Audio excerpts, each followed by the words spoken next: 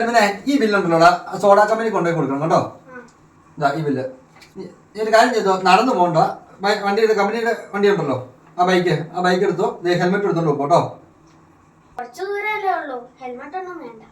എടാ വണ്ടി സ്പീഡിൽ ഓടിക്കണം, വണ്ടി ചാടിച്ച് ഓടിക്കണം, ഹെൽമെറ്റ് ഒന്നും വെക്കാതെ ഓടിക്കണം. ഈ പ്രായത്തിലുള്ള ആൾക്കാർക്കൊക്കെ ആഗ്രഹമുണ്ട്, അതെന്ന് എനിക്കറിയാം. എന്നുവെച്ചാൽ ഈ പ്രായം കഴിഞ്ഞാലേ ഞാനും വന്നത്. അതെ, ഒരു കുഴപ്പമുണ്ട്, ഒരു ആക്സിഡന്റ് വന്നു കഴിഞ്ഞാലേ നിങ്ങൾക്ക് ഇത് പഠിക്കുള്ളൂ. അത് കഴിയുമ്പോഴത്തേക്ക് അത് നോക്കാൻ വേണ്ടി ആരും ഉണ്ടാകില്ല. അതുകൊണ്ടാണ് പറയുന്നത് ഹെൽമെറ്റ് ഒക്കെ വെച്ച് പോകണമെന്ന്. വണ്ടി ഓടിക്കുന്നത്, എനിക്ക് ഹെൽമെറ്റിന്റെ ഒക്കെ ആവശ്യമില്ല. വീണ്ടും നിന്നോട് പറയണോ ഹെൽമെറ്റ് എടുത്തോണ്ട് പോടാ? നിനക്ക് ആക്സിഡന്റ് വന്നു കഴിഞ്ഞാൽ ആര് സമാധാനം പറയും? ആര് നിനക്ക് ചെലവിന് പൈസ മുടക്കും? നാട്ടുകാർ പറയുമ്പോൾ എന്നാ പറയും? കമ്പനിയിൽ നിന്ന് ഹെൽമെറ്റ് കൊടുക്കാതെ പറഞ്ഞു വിട്ടുകൊണ്ടാ ആക്സിഡന്റ് വന്നതെന്നും നിനക്ക് എന്തെങ്കിലും സംഭവിച്ചതെന്നും പറഞ്ഞുകൊണ്ടിരിക്കും. അപ്പൊ എന്റെ പേരിലേക്ക് വഴി വരാൻ വേണ്ടിയാ ഹെൽമെറ്റ് എടുത്തോണ്ട് പോടാ.